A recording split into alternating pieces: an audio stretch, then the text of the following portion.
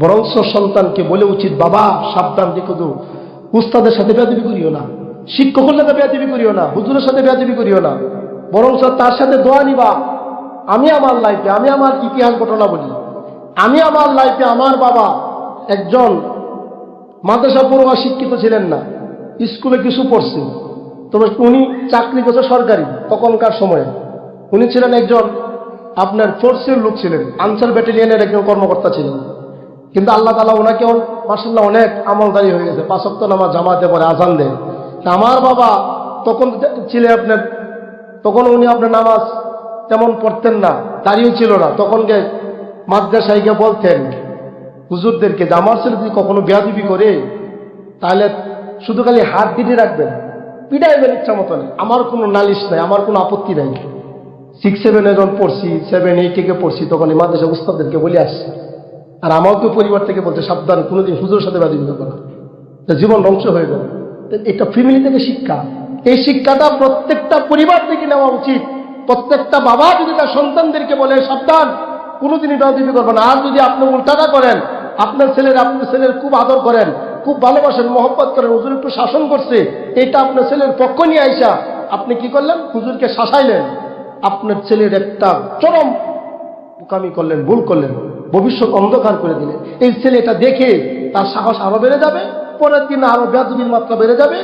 আজকে কচু গাছ কাটে, আরেকদিন আপনি কি কাটবে, মানুষ কাটবে, ভালো মানুষ হবে না সে। আপনি এই জিনিসটা খেয়াল করবেন। এই জন্য আদব শিক্ষা শুরু থেকে দিবেন।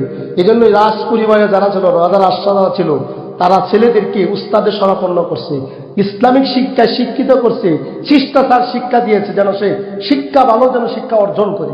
এই জন্য আপনার আমার উচিত হলো আমার সন্তান, আমার ভাই, আমার বাতিজা, তাদেরকে উত্তম আদব শিক্ষা দেওয়া, উত্তম আদব শিক্ষা দেওয়ার জন্য ছোট সময় আমরা সন্তানদেরকে মক্তবে পাঠাই না।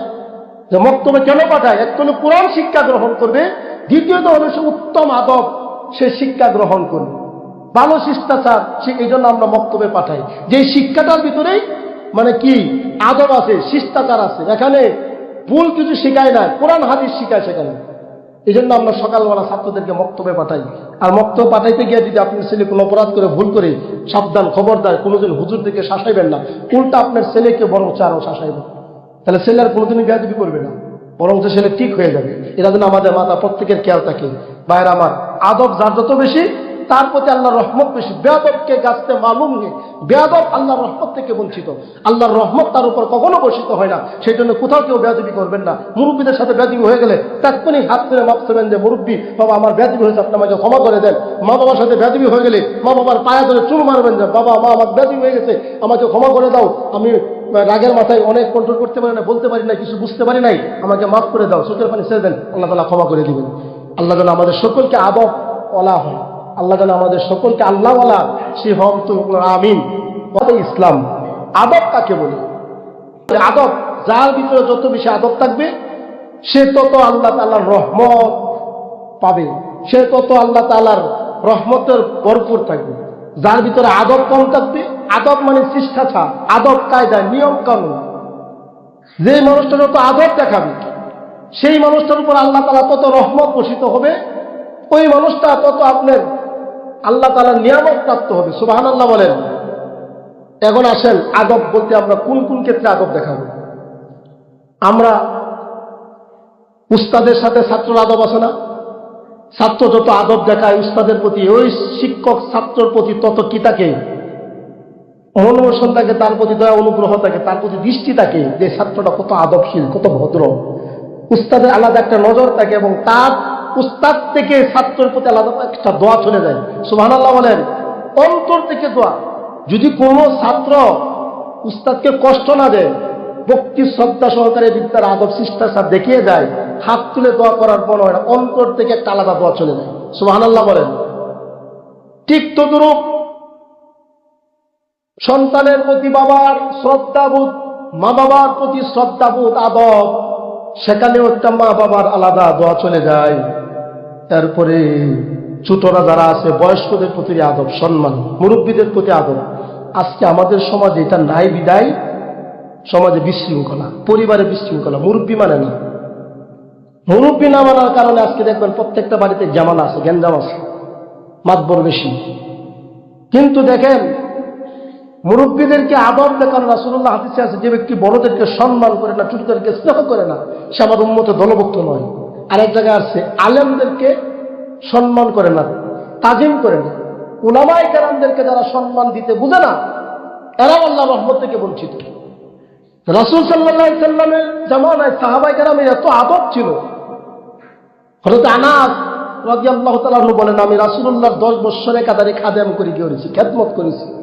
আমার কাজে কোনোদিন সমস্যা হলে, ভুল ত্রুটি হলে রাসূল কোনোদিন আমার সাথে কোনোদিন মন খারাপ করে, বিরক্ত বোধ করে কথা বলেন নাই। এই যে রাসূলের মধ্যে আদর্শ। আমরা যারা কাজের লোক নেই, অধীনস্থ যারা কাজ কাম করাই, তাদের প্রতি আমাদের শিষ্টাচার দেখানো উচিত, মধ্যমপন্থা অবলম্বন করা উচিত, যা তা ব্যবহার করা উচিত। কাজ না পারলে তাদেরকে বুঝিয়ে দেওয়া, এই কাজটি এভাবে করবে, এখন মানফিক নয়, বকাবদ্ধ নয়। তাহলে রাসূলের আদর্শ আমার নাই, বোঝা যাচ্ছে। তা রাসূলের আদর্শ যদি আমার নিতে হয়, তাদেরকে বুঝিয়ে শুনিয়ে রাসূল যেভাবে করেছেন সেভাবে আমার কাজ করতে হবে। তাহলে আপনি প্রকৃতভাবে মুসলমান ইমানদার দাবি করতে পারবেন। ভাইরা, তাহলে আদবে ইসলাম এটা এমন একটা বিষয় যে যত বেশি আদব দেখাবে, ইমাম সাহেবের প্রতি আদব দেখাবে, মুয়াজ্জিনের প্রতি আদব দেখাবে, আলেম ওলামাদের প্রতি আদব দেখাবে, তাহলে ওইটার প্রতি আল্লাহ তাআলা তার কিন্তু অটোমেটিকলি রহমত চলে আসবে এবং তার সংসারে এবং নিজের মধ্যে শান্তি চলে আসবে। সুবহানাল্লাহ বলেন। অনেক মানুষ দেখবেন কোটি কোটি টাকার মালিক, কিন্তু অন্তরে শান্তি নাই, পেরেশান, অশান্তি। একমাত্র কারণ কি দেখেন, হইতে কারোর সাথে সে বেয়াদবি করছে, হয়তো উস্তাদের সাথে করছে, নাহলে মা বাবার সাথে করছে, নাহলে কোনো হুজুরের সাথে করছে। এই কারণে তার অশান্তি। টাকার অভাব নাই, কিন্তু অন্তর দিক থেকে সে শান্তি নাই। সমাজে এরকম মানুষ আছে না? আপনাদের চোখের সামনে অনেক মানুষ দেখবেন, অজস্র টাকা, কিন্তু পেরেশানির শেষ নাই। কোথাও না কোথাও সে বেয়াদবি করেছে। এই জন্য সাবধান থাকবেন, কোথাও যেন বেয়াদবি না হয় সেই দিকে খেয়াল রাখবেন, সেই দিকে দৃষ্টি দিবেন। তাহলে যদি আপনি ওই দিকটাকে ঠিক করে চলতে পারেন, আদব দেখাইতে পারেন, তাহলে আল্লাহ তাআলার রহমত অটোমেটিক লাভ করে পরে আনবে। আপনার অর্থ সম্পত্তি সুখ আসে না ভাই। সুখ পেতে হলে মনের প্রশান্তিটা সবচেয়ে বড় প্রশান্তি। পেরেশানি চলে যাবে, পেরেশানি দূর হয়ে যাবে। এই জন্য ভাই আদব দেখাবেন, ভক্তি শ্রদ্ধা আপনার থাকার উচিত। যেটা আমার জীবনের শৈলী, আমার লাইফে ফিট করব, তাহলে আপনার এটাই কামিয়াব হয়ে যাবে। দুই একটা কথা যদি এখান থেকে আমলের নিয়তে শুনেন, বসেন, তাহলে আপনার জীবন কি হয়ে যাবে? ধন্য হয়ে যাবে। দুনিয়াতে আপনি সেই শান্তির আভাস খুঁজে পাবেন। কাজকামে শান্তি আসবে, পরিবারের শান্তি আসবে, নিজের মনের ভিতরে শান্তি চলে আসবে। আপনার সেই দিকটাকে লক্ষ্য করবেন। ভাইয়েরা, আবার মহান আল্লাহ রাব্বুল আলামিনের কাছে আমরা ফরিয়াদ জানাবো, যেন আল্লাহ রাব্বুল আলামিন আমাদেরকে আদাব, শিষ্টাচার প্রতি, শিক্ষার প্রতি যেন আল্লাহ আমাদেরকে উদ্ধৃত করে, এবং আমাদের সন্তানাদিদেরকে, আমাদের ছেলেমেয়েদেরকে যেন আল্লাহ তাআলা সে আদব ওলা, সেই শিষ্টাচার যেন শিখতে পারে, সেরকম উস্তাদের শরণাপন্ন করা। শিক্ষক ভালো হলে ছাত্র ভালো হবে। আমরা অনেক সময় একটা প্রবাদে বলি, প্রবাদে কি বলি? মুরিদ বুঝে পীর চিনা যায়। মুরিদ ভালো থাকলে বোঝা যাবে পীর ভালো আছে। শতকরা 80% যদি মুরিদ ভালো থাকে, সব তো মুরিদ ভালো হয় না, উল্টাপাল্টা কিছু থাকে, তাহলে বুঝবেন পীর সাহেব ভালো আছে। যদি সব মুরিদ উল্টাপাল্টা চলে, তাহলে পীরের ইত্তেবাদার আছে। যেই জায়গার ভিতরে যত আদব, পীরের ভিতরে যত আদব থাকবে, শিষ্য মুরিদের প্রতি তত আদব, ভক্তি, শ্রদ্ধা থাকবে। পীরই উল্টাপাল্টা চলে, গাঁজা খায়, মদ খায়, ইসলামের কোনো হুকুম, শরীয়তের কোনো দাঁড় না, তাহলে এই পীর আপনার তারা সমাজে কি উপকৃত হবে? বরং সব ধ্বংসের দিকে নিয়ে যাবে। ভাইরা, যাই হোক, আপনার আমার মূল কথা হলো আদাব। সন্তানদেরকে শিষ্টাচার শিখার জন্য বিভিন্ন গল্প গুজব বই দেখবেন, ইসলামিক গল্প বা বিভিন্ন মুসলিম সাম্রাজ্যের ইতিহাস ঘাটবেন, দেখবেন তাদের সন্তানদেরকে, বাদশাহ আলমগীর কত বড় ধরনের একটা বাদশাহ ছিলেন। সে নিজে বাদশাহ, তার বাপ বাদশাহ, তার দাদা বাদশাহ, 14 বুড়ির বাদশার গর্তে বাদশাহ ছিলেন। বাদশাহ আলমগীর নাম শোনেন নাই? বাদশাহ আলমগীর একটা ঘটনা আমরা অনেকে যারা লেখাপড়া করছি তারা জানি, যারা করি নাই তারা জানি না। একটু শোনেন, শেষ করে দিব, এটা শুনেন।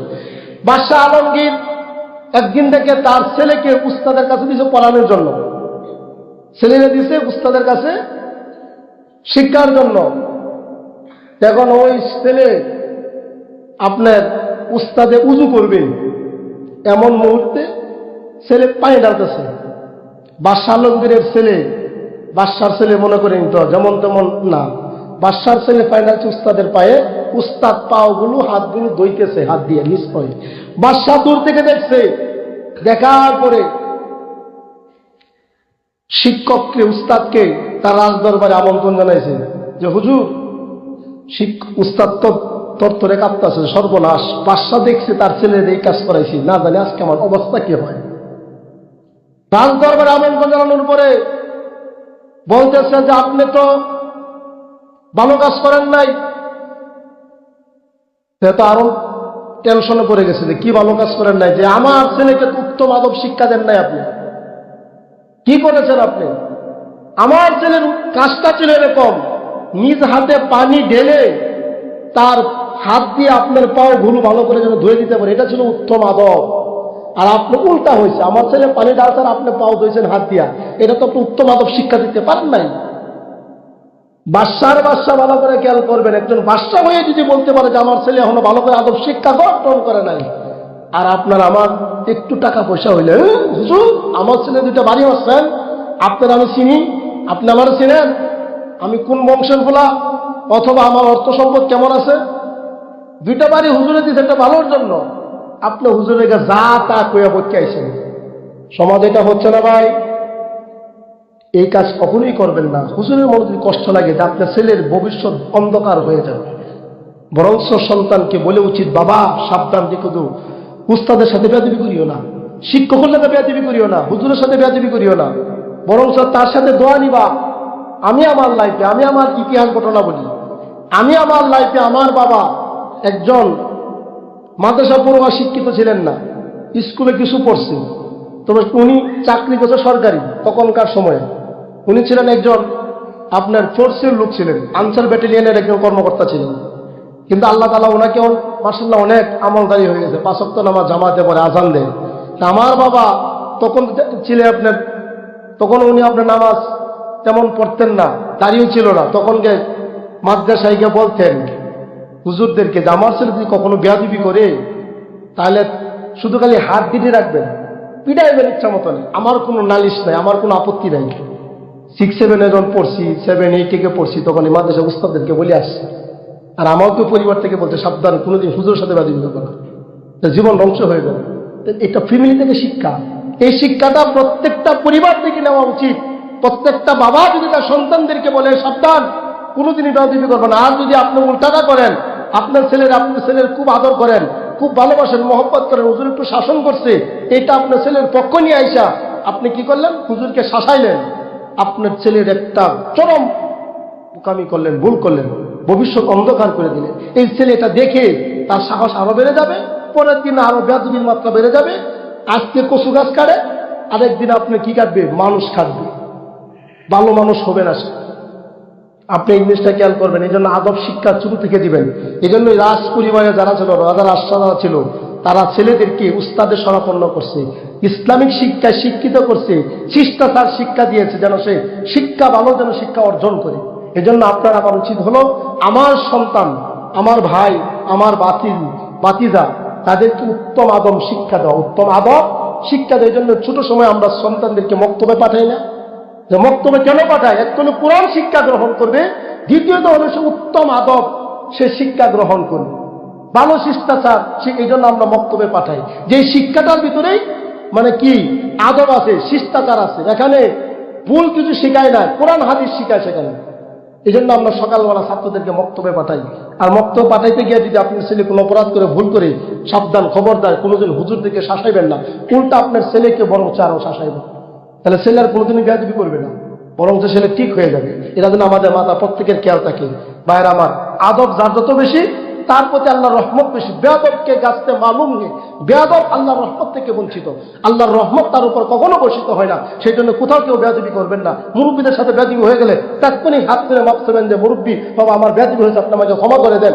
মা বাবার সাথে বেয়াদবি হয়ে গেলে মা বাবার পায়ে ধরে চুল মারবেন যে বাবা মা আমার বেয়াদবি হয়ে গেছে, আমাকে ক্ষমা করে দাও, আমি রাগের মাথায় অনেক কন্ট্রোল করতে পারি না, বলতে পারি না, কিছু বুঝতে পারি নাই, আমাকে মাফ করে দাও, চোখের পানি ছেড়ে দেন, আল্লাহ তাআলা ক্ষমা করে দিবেন। আল্লাহ যেন আমাদের সকলকে আদব ওয়ালা হয়, আল্লাহ যেন আমাদের সকলকে আল্লাহ ওয়ালা সে হম তো আমিন।